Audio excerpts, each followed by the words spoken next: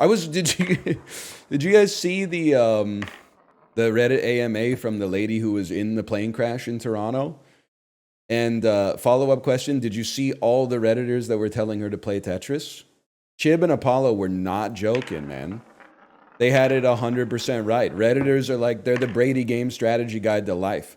The lady was like, yeah, I'm still in shock. I think I'm having some trouble getting to sleep. There's like a 700 upvote reply that's like, you know, when I have trouble getting to sleep, I like to lay on my back and count backwards from 100 by threes. And I'm like, bitch, she was just in a plane crash, man.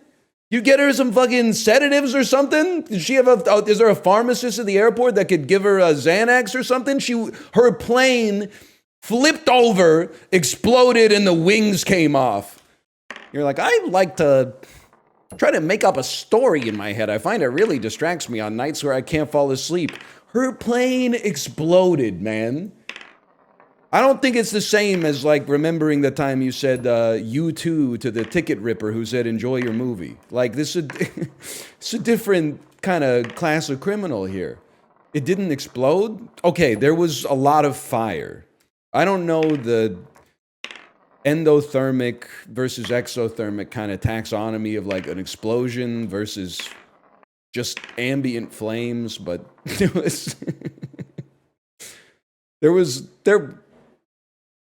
CH4 was being used and fucking heat was coming out. That's all I'm going to say. Did you address the plane that crashed in Toronto? Buddy, I'm not the pilot, okay? I'm chill. I didn't have anything to do with that shit. You got to talk to the remnants of the FAA or whatever we have in Canada about that shit. I'm not involved in that. That's true. I'm too woke to be the pilot, man. I fly on March 31st. Am I cooked? Listen, it's okay to be anxious about flying given the news that's in the news about all the aviation incidents, but at the same time, we're expanding the window of stolen valor. Like, there were people in Apollo's chat that were like, I fly on Monday and I'm anxious. And I'm like, okay. I mean, you weren't on the plane that flipped over, but like, I get it. There's only like a week until you fly again, but you're not flying until like March 24th. You're going to have like probably 15 crises that happen before then. I wouldn't worry about it. Plus, I mean, nobody wants to hear it. It's very Redditor coded. You're way more likely to die on the way to the airport. I mean, there's like a 2% chance you get hit by a meteor on the way to the airport. So, like, I would worry about that before you worry about the airplane, personally. Dude, I'm a little on today. My brain is making some fucking connections. Yeah, I'm on the limitless drug. Water. R/stay hydrated mod who's also a drug user. Oh, fentanyl. I only do heroin. Have you ever heard of heroin?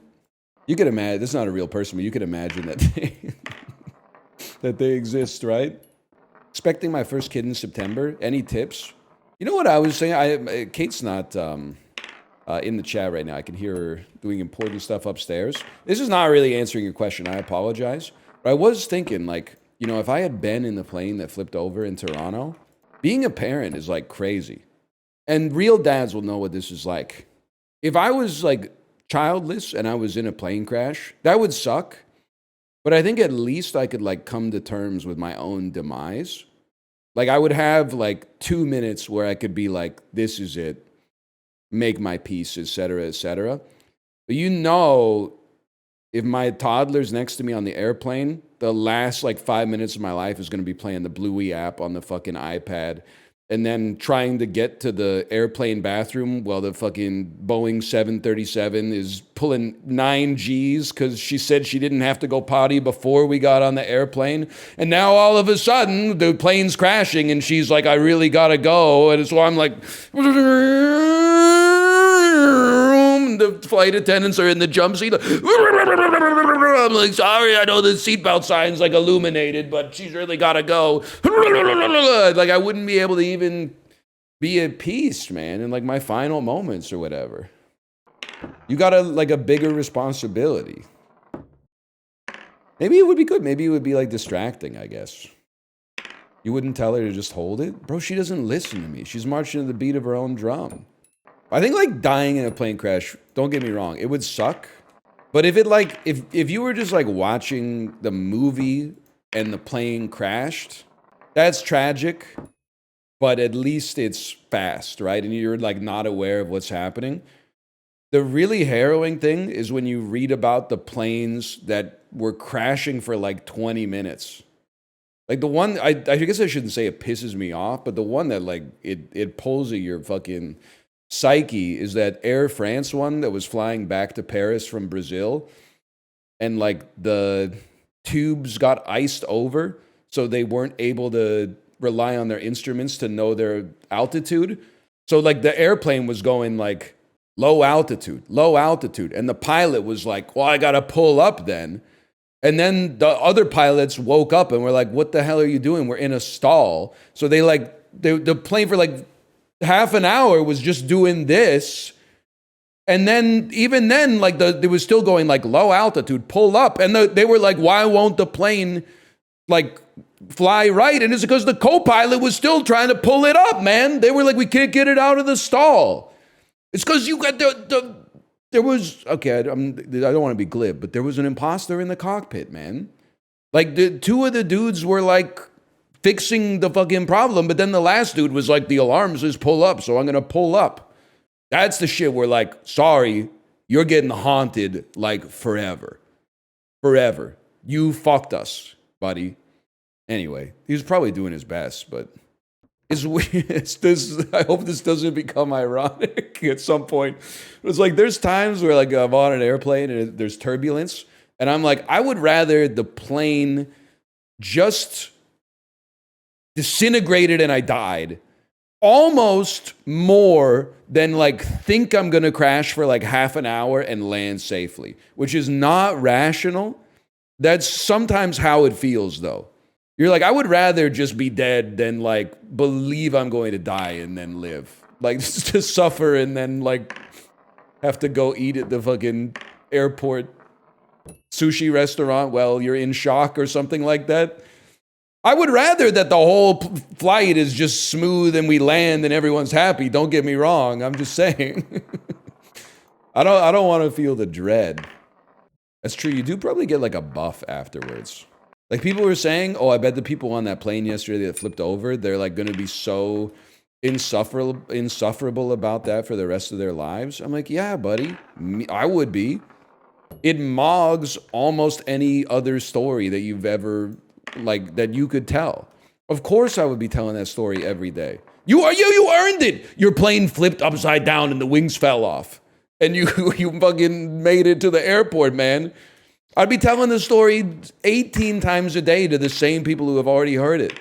And you can't get tired of it. If you're like, oh, here we go, the airplane crash story again. I'll be, oh, sorry, it doesn't hold a candle to the time a dude cut you off in traffic and fucking nothing happened, but you got angry.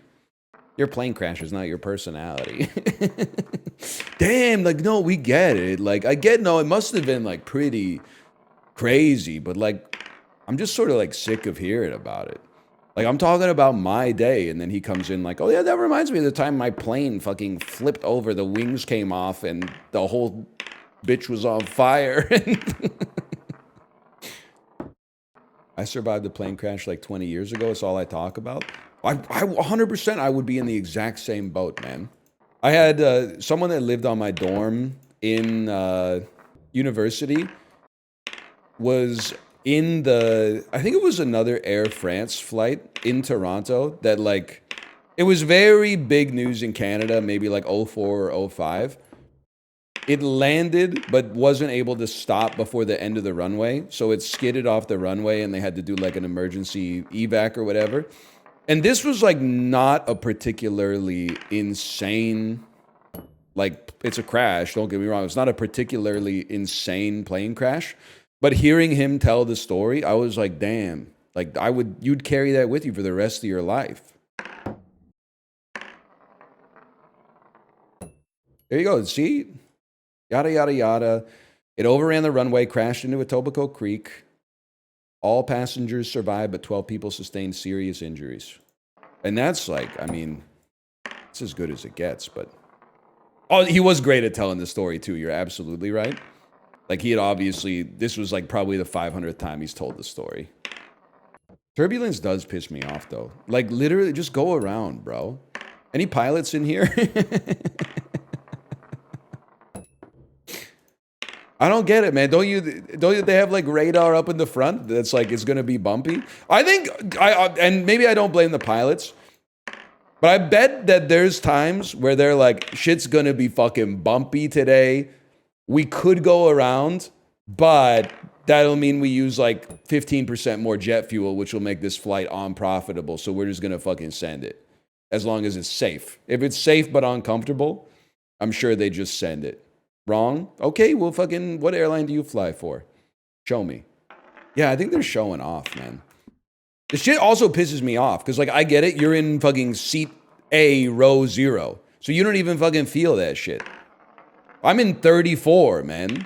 I'm at the back of the fucking CRJ 800 or whatever. That shit is like, whoa, it's like being the last train on Splash Mountain, man. I'm getting soaked back there. I fly Spirit. We don't even have controls up there. We just have an iPad.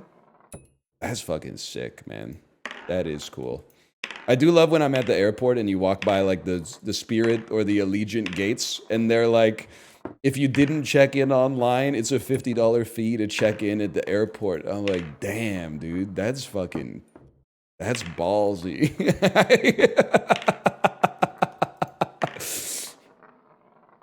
That's crazy. I get that's. I'm sorry. I mean, I'm not trying to blame the consumer in this one, but it's like, you know, you really thought you were flying, you know, $50 round trip from Seattle to Las Vegas. They're gonna have to get you some way, one way or the other, man. They're flying that shit with the Lenovo ThinkPad mouse. No, bro, not the fucking the clit in the cockpit, man. You can't be doing that. That's well, I don't know, but people have been using those for like, I don't know, like 30 years at this point. So maybe there's something to it. I still think I'm playing all the hits today. I still think it's crazy that every time you go into a hotel shower, you feel like a motherfucker that got like abducted onto an airplane and has to figure out how to use the machine all over again. We're like literally we're in an era where like your fucking fridge has like a touchscreen on it. That's like, what temperature do you want it? Here's the shit that's inside of your fridge, blah, blah, blah. You show up at the fucking Marriott hotel shower and it's like 2 stainless steel knobs. And they, usually you figure it out after like a couple of minutes of, you know, experimentation, but still. You can't just have a display that's like, I would like my water to be this temperature. Give me a dial. You know the shit, the shit that pisses me off? The shower dial, they usually can rotate like 540 degrees, right? It goes all the way around once and then again half. But then the cold and hot display only goes for like 15 degrees, man. So you fucking turn the knob from all the way on the C to all the way on the H. You wait 15 seconds and the shit is like ice water. And you're like, well, it's pointing to the fucking H, man. And then you're like, oh yeah, you have to go past the H, all the way around, and then stop on the H again. Fucking master lock ass shower head. Okay, maybe this is not how plumbing works, but you don't need the cold. Okay, if Andrew Huberman's in the chat, maybe you need the cold, but like the rest of us, we don't need, the shower does not need the cold function. Why is it 90% ice, 10% palatable? Just make it all palatable, man. You need the cold? No, I don't buy it. I don't think you're taking cold showers. Wim Hof ass. You need the cold for the warm? Okay, Jason Lee and Vanilla Sky. What are you talking about? I can't even follow. I've clearly struck a nerve. I'd like to apologize. The chip has disappeared from the table. The chip is gone. You're in the pocket of Big Hot.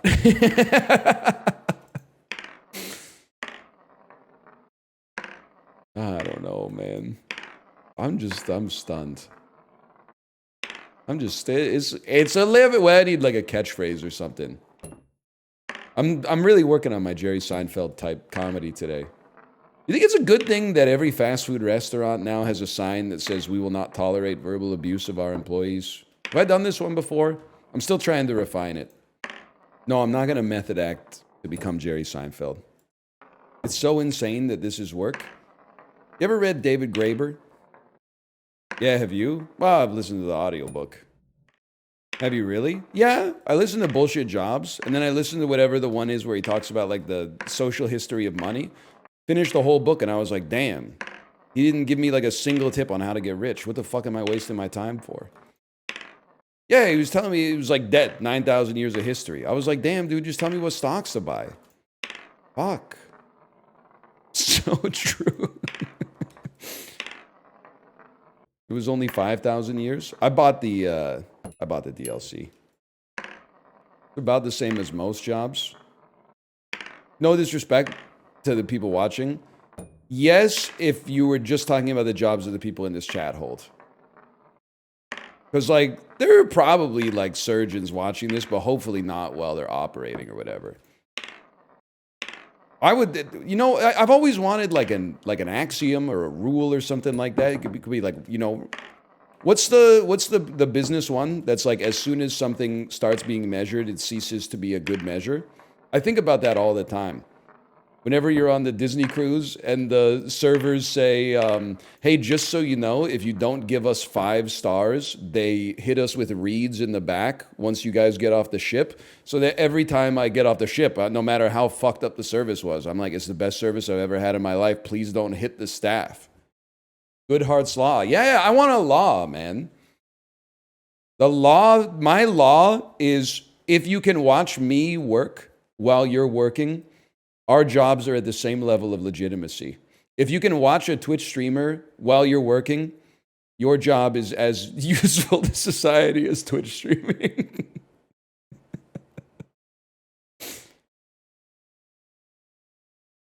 Bad take, I'm a pilot. You could turn the shit off, man! Turn it off! I mean, you've been watching the news lately? To keep your eyes on the air, bro! Gay Bob Dylan would be like, he sucks cock just like a man. Oh, he gawks just like a man. The last one to be like, yes, he does. He guzzles cum just like a man. Plug his mic in. Woody Guthrie at the fucking Newport Folk Festival. Don't do it, Bob. Don't go gay. I'm doing it. Where is that? Once upon a time, you touched my balls. Didn't you?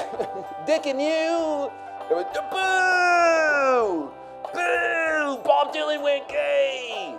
He went gay! That's so true. Gay Bob Dylan. A man in me would do nearly any ass. And then there's, I mean, it writes itself after that point. You're so true. My girl going through my phone. What the hell is this? Title, Gay Hurricane. Pissing coming out on a gay night. Enter my boyfriend from the upper hall. He gives me a glass from a bowl of cum. Shouts out, my God, I've come a lot. Here comes the story of the hurricane. I'm not gonna say it. It's a different song. It's a distinct song, okay? It's like instead of the song Sarah, it was like about, you know, Daryl, Grecian type statue with a hell of a cock. Daryl.